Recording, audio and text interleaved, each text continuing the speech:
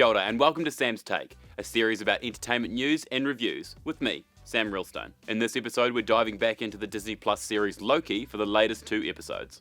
As with the last time we looked at Loki, there's going to be some mild spoilers in the first half of the video and then a larger spoiler section in the second half. I'll start off and say that the latest 2 episodes certainly didn't disappoint. They're definitely on par with the first 2, and after episode 4, the stakes are pretty high.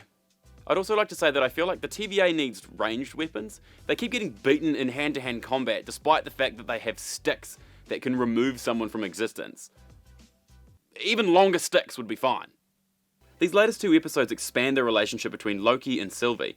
Loki takes on the Thor-type role with Sylvie, somewhat of a voice of reason, asking her to join him and cooperate, and then being confused by her actions and lashing out, even asking if he can trust her, which is kind of a common trope between Loki and Thor. He actually also gets to lead a plan, like Thor did in Ragnarok with Get Help. As their relationship is explored and the two become closer, there's another nice Toy Story moment of them comforting each other and accepting their fate. Across both episodes 3 and 4, there's some great action sequences, with frequent Marvel collaborator Hank Amos taking charge of the stunts as the stunt coordinator. It was also fun to see Loki use more of his magic in these action sequences, and also even just for fun little things throughout the episodes. The cinematography in both of these episodes was very dynamic and a huge standout, so big ups to cinematographer Autumn DeRold for her work on this series. We also get some more really compelling scenes between Loki and Mobius, and there's a lot of subtlety and nuance to the performances, and it really is an acting masterclass from both Hiddleston and Wilson. Without getting into too many spoilers, I find it very interesting as to Loki's motivations to bring down the TVA as the series is progressing, because it's not that he cares about these people, the employees or variants, he just doesn't like the authority of the timekeepers. So it's interesting to see this character kind of doing good things, but with undertones of kind of selfishness. I'm really enjoying the series overall. There's not really been a dud episode yet, in my opinion. Also, for episode 4, we get our first post-credit scene, so be sure to stick around. Those are kind of all of my non-spoiler thoughts, so if you don't want to know any more spoilery information, turn off the video now.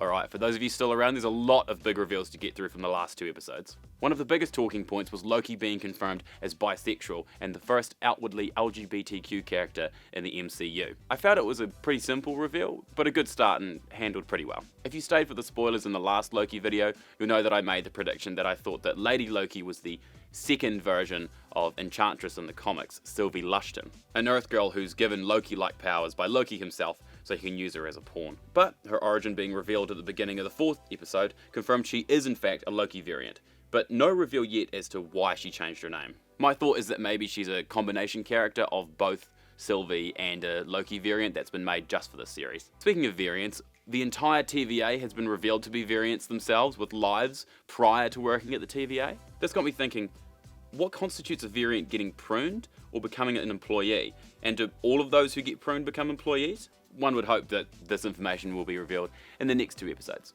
Another huge shock was the apparent death of Agent Mobius. I did feel it was a little anticlimactic despite the shock of it.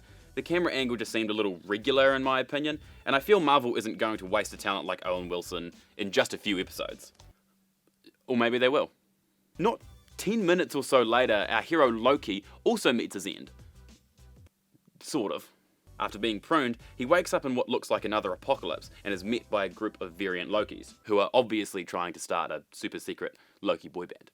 We have a classic costume Loki, a kid Loki who is actually canon from the comics, a Loki who looks to be wielding some kind of Thor's hammer, and an alligator Loki. This last one could be a riff on Frog Thor from the comics. Yep, that's a real thing that exists. Given this reveal, does this mean that those who get pruned actually go somewhere else rather than ceasing to exist? And off of that, is Mobius there as well, or has he gone somewhere else? Again, answers that will hopefully be revealed in the next 2 episodes. Also, the timekeepers are robots. The latest episode ran at quite the clip, but yes, it was revealed that the timekeepers are pulling a Wizard of Oz and there's someone behind them, or it's the timekeepers using androids to keep themselves alive and protected. And seemingly Ravonna knows about this. Once again, you would expect answers to these questions in the final 2 episodes in the coming weeks. The series is doing an amazing job keeping me engaged with all these cliffhangers, and I'm really excited to see how it ends and what the greater consequences are for the wider cinematic universe. That's it for this episode of Sam's Take. Join me in another couple of weeks where we'll talk about the finale of Loki on Disney+.